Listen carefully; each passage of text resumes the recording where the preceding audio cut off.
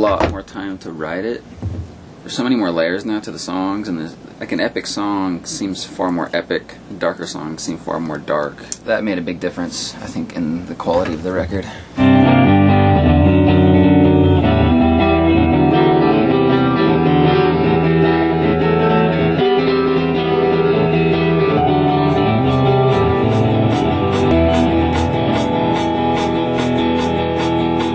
Everything sounds awesome. I worked on a new guitar tone. We got it. It's like, I think, the best guitar tone I've ever had. People that are always walking by out there in the hallway are always coming in like, oh, where'd you get that guitar tone? With the mic blends and the different amps and guitars and stuff, it's definitely, call it multi-dimensional. Were you doing had some sort of weird, interesting tone going on? It sounds weird because, like, I'll have feedback that's playing like octaves of the notes, and then I'll bend it so it goes, and so it sounds kind of like chorusy or phasey, or kind of, it sounds like it's backwards, kind of. Okay, maybe that's what I heard. Because we were in here and I was listening.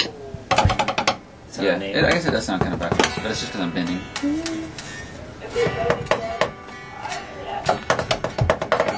A lot of the sports metal bands and crappy new metal bands, like, all those guitar tones are starting to mesh and become this homogeneous guitar tone. I wanted to get away from that, get something that was not that, because everybody sounds the same now. All the guitar tones, they all use the same guitars, the same amps, and so I wanted something that was as far from that as possible while still being heavy and still being me.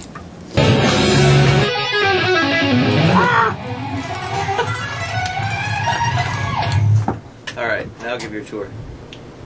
I'm giving a tour of the fretboard. The camera's no. These are... I haven't necessarily been using all these guitars, but as you can see, look at all these wonderful Les Pauls here. This guitar is an amazing, amazing guitar, and I use this for a lot of the rhythm guitars parts. $7,000 guitar. It's not mine, unfortunately. It's got a really rich, really deep sound to it. Not much sustain, not much mid-range, but as for rhythm, it's great. It sounds awesome. For the clean, some of the clean, I use this guitar, 1963 Esquire. Well, Fender, I usually for clean tone, on the last two records, I used Fender for clean tone too. This Telecaster I used the most probably for the clean tone. But I did, for some of the clean parts, use this SG too, right here. This guy, which I don't usually play SGs, but this sounds really good. This is the setup. The amps aren't set up right now, but as you can see, we've got all these different amps. We've got this little Gibson amp. Old, super old amp. We use this for some of the clean stuff. I use that for, I don't know what I use that for, but Slash actually used that amp. We've been using all kinds of stuff. You know what? I'm gonna sit next to your typewriter and go. Like stomp boxes, plus put it through like a modular synth, this one part, and various little things I brought in, like, yeah. There's one of the acoustic tunes for the end up being bonus.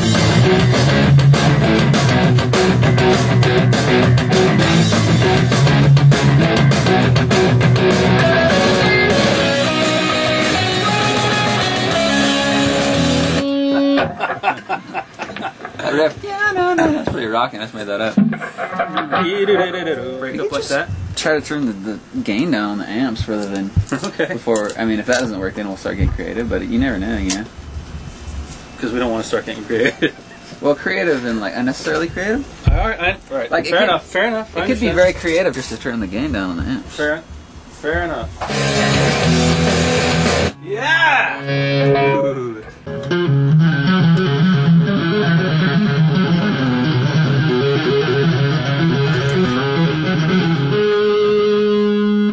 Maybe once you do that.